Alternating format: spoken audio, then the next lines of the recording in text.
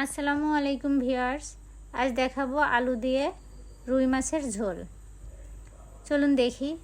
আমি প্রথমে নিয়ে নিচ্ছি 6 টুকরো রুই মাছ, 3টে মাথা নিয়েছি আর 3টা পিস নিয়েছি। এখন আমি হলুদের গুঁড়া, মরিচের গুঁড়া, পরিমাণ মতো লবণ আর একটু সয়াবিন তেল দিয়ে মাছগুলো ভালোভাবে মাখিয়ে নেব। দেখুন আমি এভাবে মাখিয়ে নিচ্ছি। মাছগুলো মাখিয়ে নিয়ে আমি এগুলোকে 20 মিনিটের জন্য রেখে দিব। এখন আমি নিয়ে নিচ্ছি 2টো মাঝারি সাইজের আলু দুটো এভাবে লম্বা করে টুকরো করে নিয়েছি। এখন এই টুকরোগুলো আমি কিছুক্ষণ পানির মধ্যে রেখে দিব যাতে আলুর কষ না থাকে। আর মশলা নিচ্ছি আমি হলুদের গুঁড়া, শুকনো মরিচের গুঁড়া, ধনিয়ার গুঁড়া, জিরার গুঁড়া, তেজপাতা, আদা বাটা, কাঁচামরিচ, ধনিয়া পাতা, পেঁয়াজ কুচি আর কালিজিরা। আলুগুলো ধুয়ে উঠিয়ে নিয়েছি। চুলায় ফ্রাই প্যান দিয়ে তাতে তেল দিয়ে আমি মাছগুলো ভেজে নিচ্ছি। সবগুলো মাছ আমি ভালোভাবে ভেজে নেব। এক পাশ ভাজা হয়ে গেলে আমি উল্টিয়ে আর এক পাশ ভেজে নেব। দেখুন এক পাশ ভাজা হয়ে গেছে। এখন আমি অপর পাশ ভেজে নিচ্ছি। মাছটা একটু লাল করে ভেজে নেব।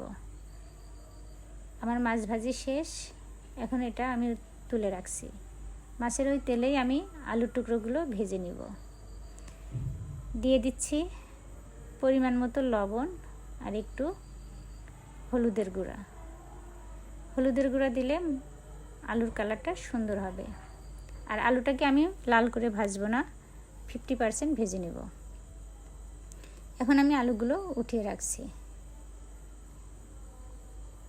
আলুগুলো উঠিয়ে আমি চুলায় একটা কড়াই বসিয়ে তাতে তেল দিয়ে দিচ্ছি। তেল গরম হয়ে এলে তেজপাতা আর কালিজিরা ফোড়ন দিয়ে দিচ্ছি। এখন এর মধ্যে আমি দিয়ে দিচ্ছি পেঁয়াজ কুচি। পেঁয়াজ কুচি দিয়ে আমি ভালোভাবে নেড়ে চেড়ে নিচ্ছি। এখন আমি উক্ত মশলাগুলো ভাজা পেঁয়াজের মধ্যে দিয়ে দিলাম। দিয়ে একটু নেড়ে চেড়ে নিয়ে ভেজে রাখা আলুগুলো আমি এর মধ্যে ছেড়ে দিচ্ছি। দিয়ে আবারও ভালোভাবে নেড়ে চেড়ে নেব আর একটু পানি দিয়ে দিব যাতে মশলাগুলো পুড়ে না যায়। এখন এটাকে আমি ভালোভাবে কিছুক্ষণ কষিয়ে নেব। দিয়ে দিলাম স্বাদ মতো লবণ। এখন একটু পানি দিয়ে আমি দিয়ে দিচ্ছি 1 চা চামচ চিনি। দিয়ে আমি এটা কষিয়ে নিচ্ছি। দেখুন উপর দিয়ে তেল ভেসে উঠছে। এখন আমি এর মধ্যে পরিমাণ মতো পানি দিয়ে কিছুক্ষণ জালে বসিয়ে রাখবো। বলক উঠে এলে আমি এর মধ্যে ভেজে রাখা মাছের টুকরোগুলো দিয়ে দিচ্ছি। মাছের টুকরোগুলো দেওয়ার পরে আমি আরও কিছুক্ষণ জালে বসিয়ে রাখবো যাতে মাছের মধ্যে সকল মশলা ভালোভাবে যায়। এরপর যে আমি দিয়ে দিলাম ধনিয়া পাতা।